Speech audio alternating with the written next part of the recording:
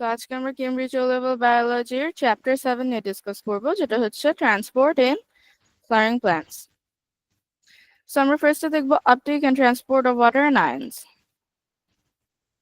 So first, root hair cells are কাজ কি? Root hair cells, extensions of epidermal cells in plant roots, are specialized for efficient water and mineral ion uptake.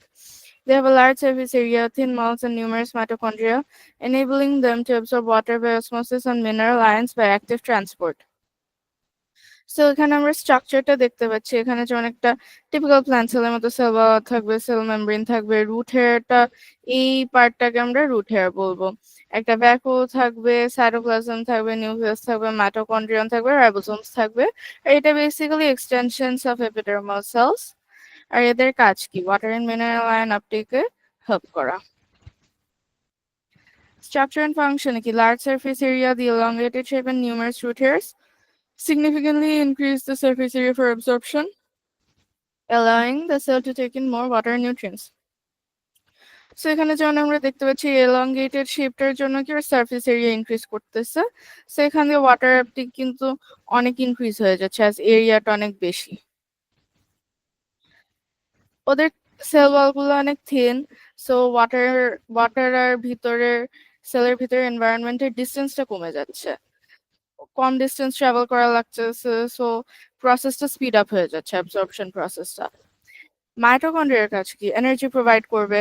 So active transport of mineral আয়ন্স, যেটা হবে সয়েলের থেকে mineral আয়ন্স নিয়ে, সেটা through active transport তো প্ল্যান্টের অন্য পার্টসে যাবে, যেগুলো ফটোসিনথেসাইজিং পার্ট সেখানে যাবে। সো সেটার এনার্জি প্রোভাইড করার জন্য বেসিক্যালি মাইটোকন্ড্রিয়াকে দরকার। আর active transport, as we know, against the concentration gradient occur করে। Active transporter root hair cells use active transport to absorb mineral ions from the soil even when the concentration of ions in the soil is lower than inside the cell. So আমরা active transport পড়ার সময় যেটা দেখছি যে against the concentration gradient হবে active transport. So এইভাবে root hair cell এর ভিতরে ions ঢুকে from the soil. This process requires energy from mitochondria, যেটা আমরা পড়লাম। Osmosis, water enters the root hair cells by osmosis, moving from an area of high water potential, the soil, to an area of low water potential, to the soil.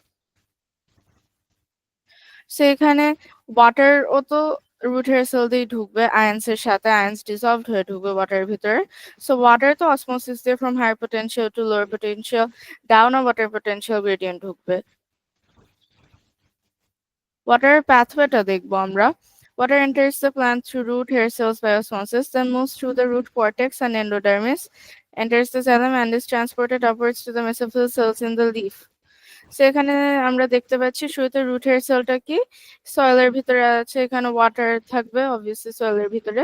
So water enter করতেছে, enter করে করে ও এরপর root cortex সেলে আসবে, এরপরও সেখান থেকে আবার জাইলেম ভেসেলসে যাবে।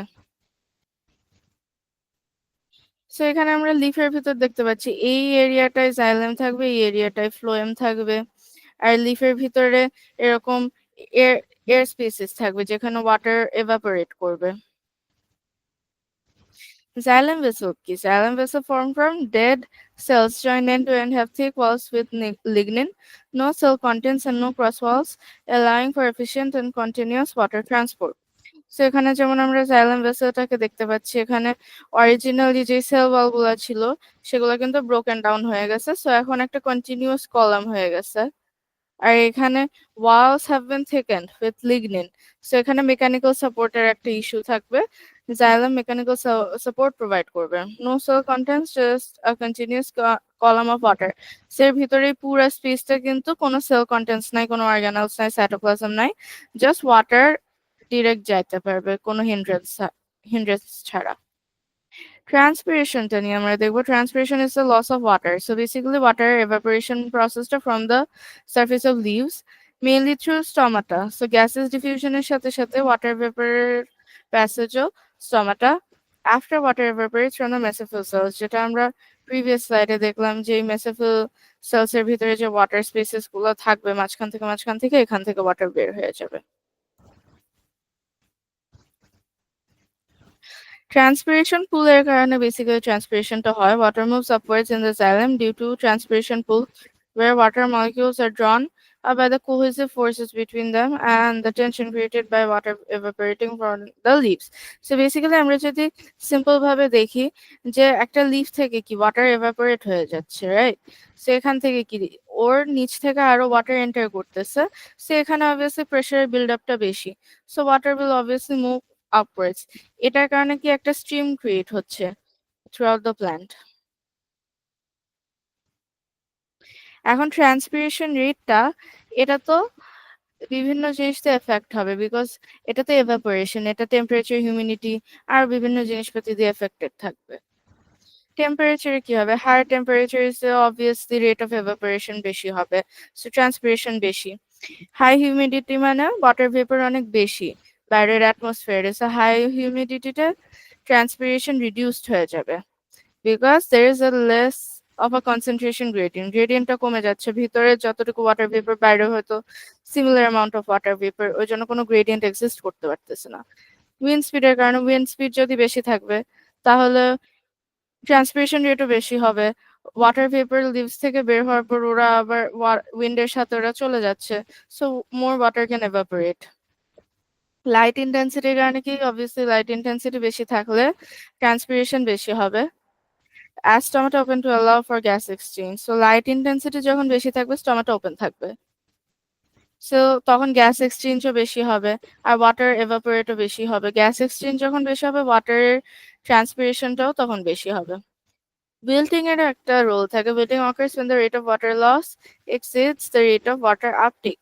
So wilting basically এমন একটা সিচুয়েশন যখন ওয়াটার এভাপোরেট করতেছে কিন্তু ওয়াটার আবার টেকেন ইন করা হচ্ছে না ফ্রম দ্য সয়েল। সো এই কারণে কি প্ল্যান্টের ভিতরে ওয়াটারের ডেফিসিয়েন্সি ক্রিয়েট হচ্ছে, যেটার কারণে ওর টার্গের প্রেশারটা হারায় ফেলতেছে।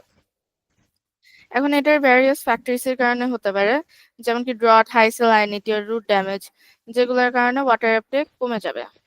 Wilting leads to the loss of rigidity, যেটা বললাম টার্জিডিটি বা rigidity in non body part plants due to wood তো লিগনিন দিয়ে বানানো হয়, সো লিগনিন যেখানে থাকবে না সেখানে বেসিক্যালি ভ্যাকুয়ালের কারণে ও নিজের শেপটা ধরে রাখতে পারতেছে, কিন্তু ভ্যাকুয়ালের ভিতরে যখন ওয়াটার কমে যাচ্ছে তখন ভ্যাকুয়ালের টার্গেট প্রেশার নাই, সো নিজের শেপটাও ধরে রাখতে পারবে না।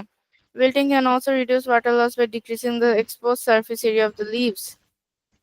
সো একটা লিভ যখন উইল্টেড হয়ে যাবে তখন ওর সারফেস এরিয়া তো কমে যাবে, ও যদি ফোল্ডেড হয়ে যায়, সো তখন ওয়াটার ভেপার রিডিউসড হয়ে যাবে। এখন আমরা ট্রান্সলোকেশন নিয়ে দেখবো। ট্রান্সলোকেশন বেসিক্যালি সুক্রোজকে ট্রান্সপোর্ট করাকে বলে।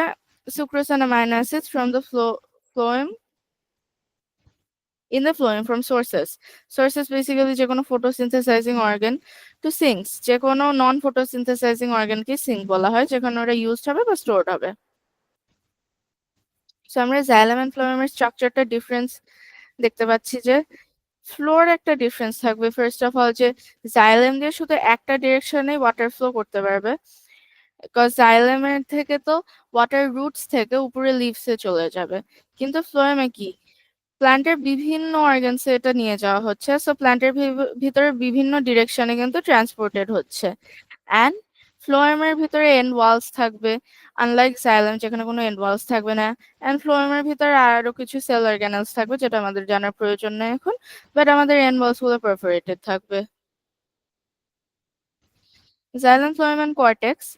So non-woody dicotyledonous roots and stems, এগুলোর ভিতরে xylem transports water and mineral ions, আর phloem-এর কাজ হচ্ছে sugar and amino acids transport করা, and the cortex provides support and storage.